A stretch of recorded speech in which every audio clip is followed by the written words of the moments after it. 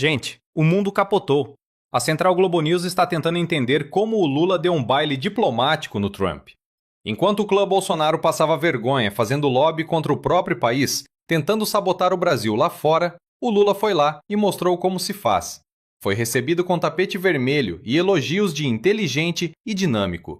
É o desespero da extrema-direita brasileira. Eles queriam o Brasil isolado, mas o que viram foi o Lula jantando a ideologia deles com farofa. Vamos analisar essa vitória da soberania. Bem, Mônica, eu falei com algumas pessoas que participaram da reunião e outras que ficaram aqui observando. E eu não consegui, de nenhuma delas, uma explicação por que o Trump ofereceu de mão beijada para o Lula esta oportunidade. Porque ele conseguiu uma foto, ele conseguiu uma declaração muito simpática, ele conseguiu um encontro de 3 horas. E sorrisos. Como? E sorrisos. E sorrisos, e amabilidade. E conseguiu que o Trump marcasse essa reunião uma semana depois desse telefonema, menos de uma semana depois desse telefonema, na ausência dos 2 personagens que poderiam, de alguma maneira, trazer algum constrangimento para o Brasil. Um era o Marco Rubio, que tem muito mais intimidade com a relação bilateral do que quaisquer daqueles outros, e o outro era o Peter Hegseth, que é o secretário de Defesa, que tem essa proposta de militarização do combate ao narcotráfico, que colide frontalmente com a percepção do Brasil que quer entregar este embate para a polícia. Tem até aquele centro de treinamento em Manaus que o presidente Lula citou na coletiva. Nenhum dos 2 estava presente. O Trump sabia que eles não iam estar e mesmo assim fez a reunião, que foi uma reunião dominada, pelo que a gente sabe, como você diz, a gente sabe o relato do lado de cá. Uma reunião dominada pela ala não ideológica do governo. We had a great meeting with the president of Brazil. We're doing a lot of trading, and we're going to do some increased trading. We talked about tariffs. We talked about, they would like to have some tariff relief. But we had a very good meeting. He's a good man. He's a smart guy. Um cara, um bom homem, um homem inteligente, e no primeiro post que ele fez, um homem muito dinâmico. Foram 3 qualidades que vieram no pacote. Por isso que eu acho que a gente está fazendo uma análise de efeitos estruturais de algo que, para o governo Lula, no momento em que ele estava, foi excelente. Ele conseguiu, com isso, ter uma imagem melhor, conseguiu com que o empresariado ficasse satisfeito com essa reunião, conseguiu estar fora do Brasil num momento político muito difícil e se livrar do que ocorreu com o Messias. E para o Trump, gente, o mundo está muito difícil. Eu vejo, me parece que para o Lula, para o governo brasileiro e para o Brasil mesmo, tem um benefício, claro, só de ter tido a foto, o elogio, a conversa, que é o quê? Bom, qual o nosso grande canal de melhora das relações diplomáticas Brasil e Estados Unidos hoje? É apenas um, que faz a relação ser boa. O canal presidencial. É o Lula, é o contato direto Lula-Trump. Quando não existia isso, estava indo de mal a pior a relação Brasil e Estados Unidos. Agora, Joel, desculpa, pode terminar. Foi esse canal que permitiu uma melhora e que sinalizaram já uma melhora posterior agora da questão das tarifas, que pode melhorar, quem sabe terras raras, quem sabe segurança, o que vai vir. Então, para o Lula, primeiro, para o Brasil, é bom manter esse canal aberto, e para o Lula ser visto como alguém que resolve o tamanho do pepino internacional, que foi aquele tarifaço, e consegue, mesmo com o lobby ativo dos Bolsonaros, tentando voltar os Estados Unidos contra o Brasil, e o Lula, pela pessoa dele, pela personalidade dele, pelas habilidades dele, consegue ser alguém que conserta isso e que mantém contra todas as expectativas uma boa relação. Isso me parece uma vitória clara. Pro Trump não tá tão claro para mim, mas acho que esse raciocínio de sondar as terras raras pode ser. Eu acho que, na verdade, os 2 ganharam com essa reunião. Porque, vou começar primeiro pelo Lula, que a Cris começou. Acho que Lula foi, digamos, veio do céu. Tinha tido uma semana muito difícil com a rejeição do Messias. Se ele tivesse hoje no Brasil, teria um pepino danado para resolver.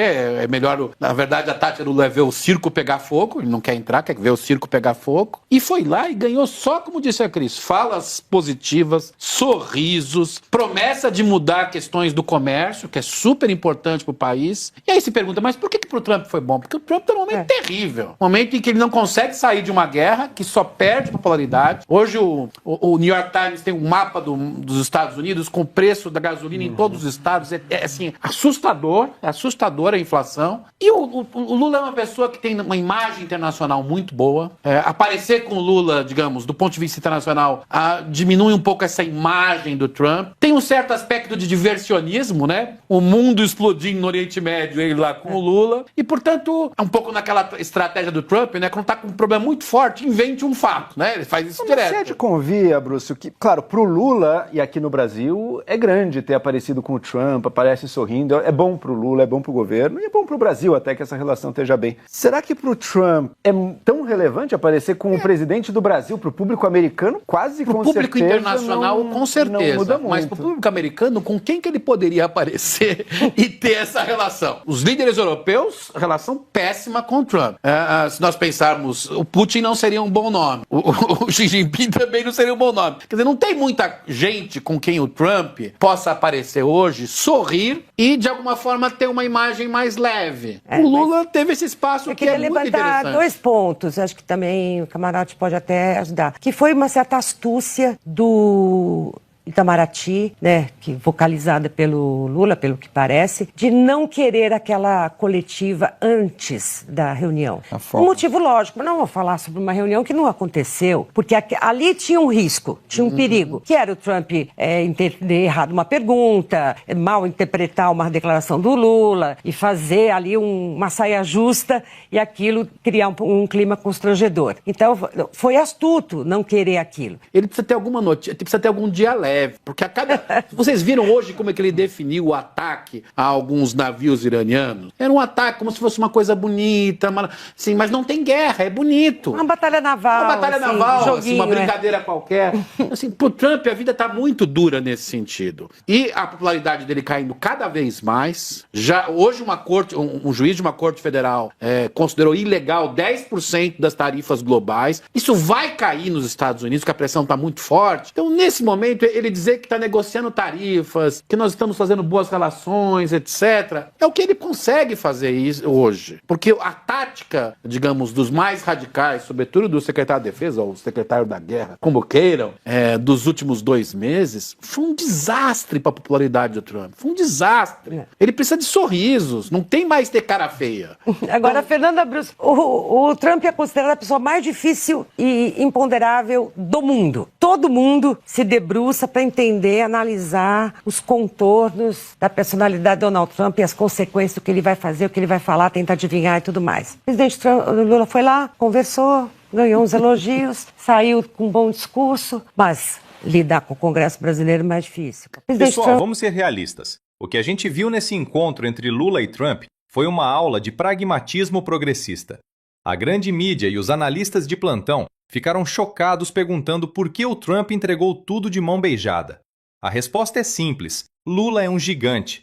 Ele conseguiu 3 horas de reunião, sorrisos e, o mais importante, isolou a ala ideológica e barulhenta que queria ferrar com o Brasil. O Marco Rubio e aquele secretário de defesa que só pensa em guerra e militarização ficaram de fora. O Trump sabia que para conversar com o Lula tinha que baixar a guarda. O Lula não foi lá para bater continência para a bandeira americana, como faziam por aí. Ele foi para garantir que o Brasil seja tratado como o parceiro comercial gigante que ele é. Isso é soberania de verdade. E tem mais. O governo Lula deu um nó tático no lobby da família Bolsonaro, que tentou de tudo para queimar o filme do Brasil lá fora.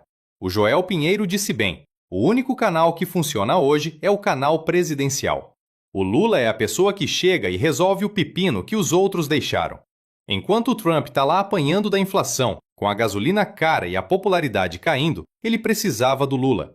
Por quê? Porque o Lula tem prestígio internacional. O mundo respeita o Lula.